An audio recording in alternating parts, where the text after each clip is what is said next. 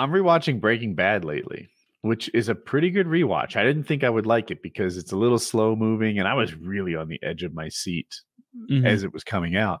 But the thing is, now that it's released and I can watch a good like 3 or 4 episodes a night, it moves along. All of a sudden, I'm in season 2, and we're having meth of whatever shortages, and I think we might rob a train soon. I forget when that happens, but that's a good one. That's a good, really good one. We've already handled Tuco and Crazy 8, and things are, the pacing is better when the whole show is finished. You know what you might like to do? Oh, you've seen Better Call Saul. You're not like a virgin to that, are you?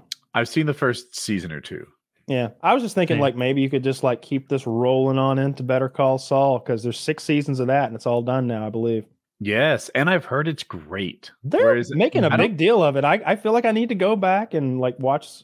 I think the first season or 2 were great. Actually, I did like his relationship with his brother, but somewhere around season 2, I fell off. Okay, well, you have the relationship with his brother didn't end very well.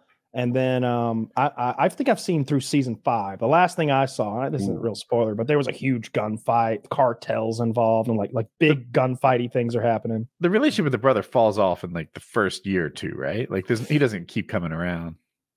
It's gonna get worse. Okay, because I recall him being pretty defeated. Saul wins, but it'll get worse. There's more coming. Okay, Saul likes to make sure he wins. It's a good show. That actor, his name's escaping me right now. It's kind of a hard one to say. He was the second choice for the Office job that Steve Carell got. He was option B. And if you go back to when Pam has to get a job in New York at a branch out there to pick up a little extra money when she's going to school, there he is, Bob Odenkirk. Is that his name? Yeah. Yeah, there he is as the boss of that. And you're like, oh, this is what The Office would have been like if, he had gotten the job instead of Steve Carell. Nobody's as good as Steve Carell, but still, it would have been funny.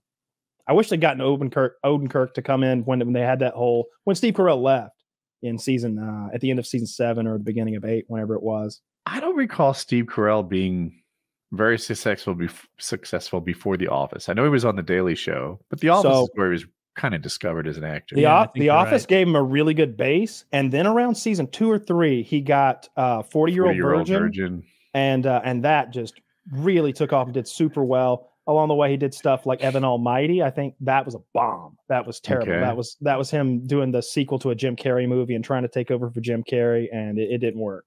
That was awful. But yeah, his career really picked up, and you can see him like get more physically fit when that happens.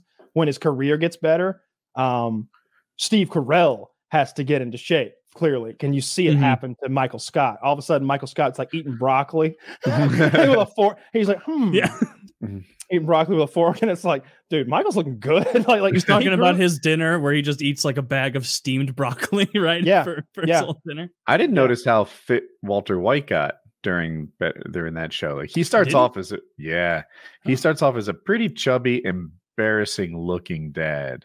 And you go forward a couple seasons and his face gets more chiseled and his body, he lost weight and got fitter. That was the cancer, probably. That was Bryan Cranston's career taking off.